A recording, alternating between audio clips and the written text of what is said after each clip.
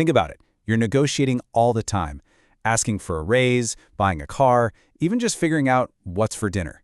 And yet, for most of us, that word, negotiation, it's just stressful, right? Well, today we're going to dive into a really powerful framework from the Harvard Negotiation Project that promises to change all of that. So let's get into it. Okay, so why is that? Why does just the thought of negotiating fill so many of us with, dread? It's such a universal feeling, right?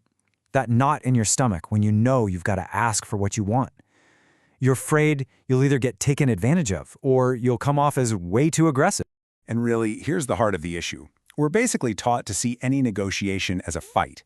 It's this zero-sum battle over a fixed pie.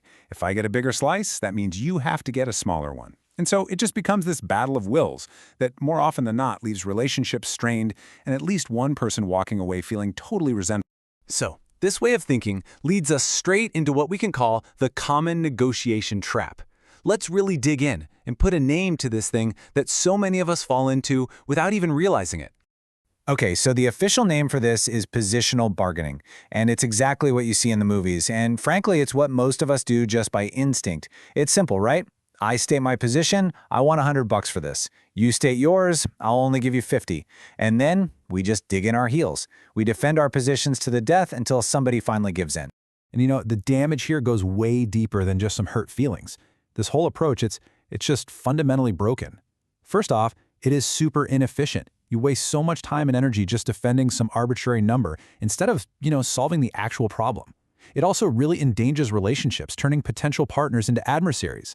And maybe worst of all, the final agreement, that compromise, is often a terrible outcome for everyone involved.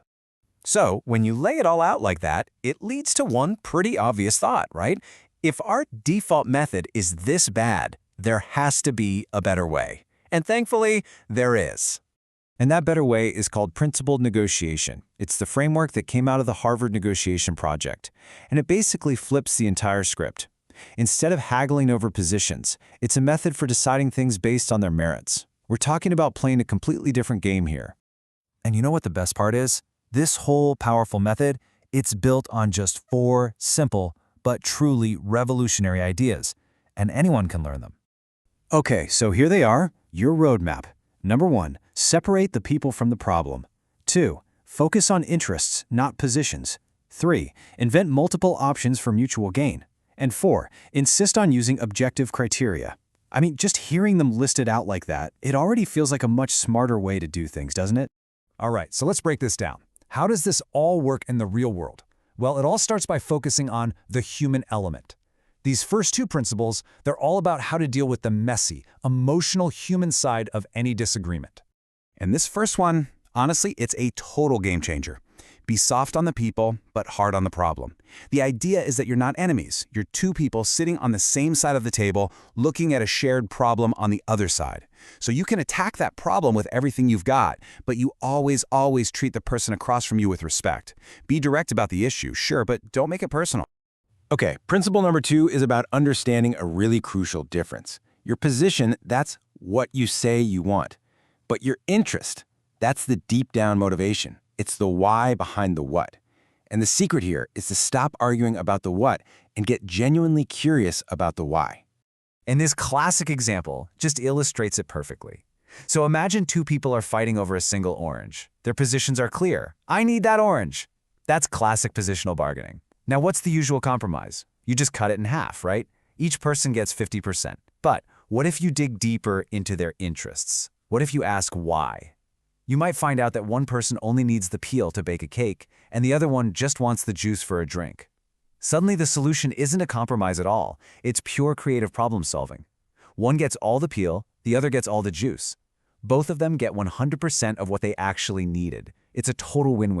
Okay, so once you understand those underlying interests, like with the orange, you unlock what we can call the creative solution. This is where we shift gears from managing the people involved to actively, creatively solving the problem using the next 2 principles.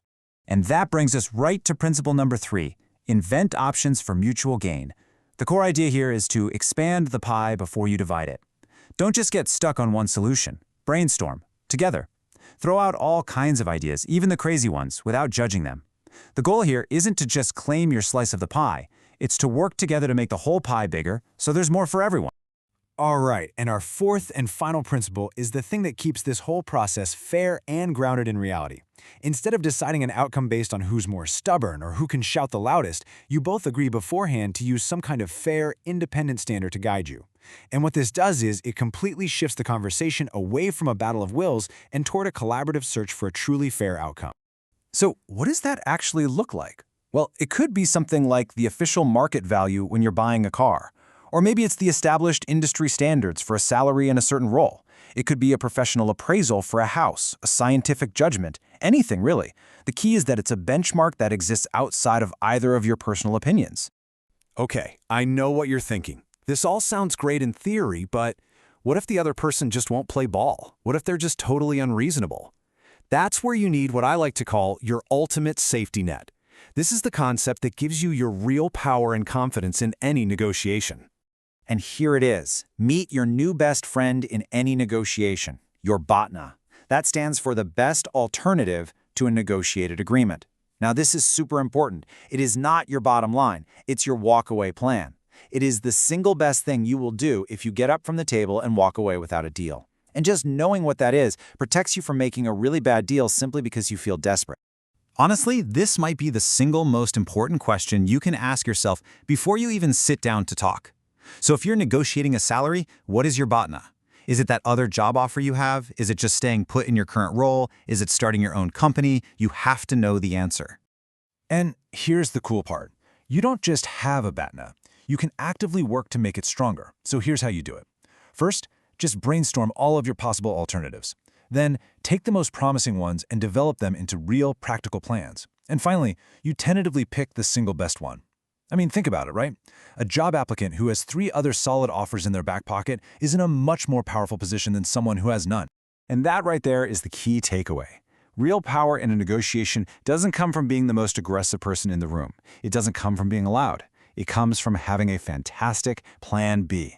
Because when you know you've got a great alternative waiting for you, you can negotiate calmly, you can negotiate confidently, and you'll never, ever feel pressured to accept a deal that's worse than your BOTNA.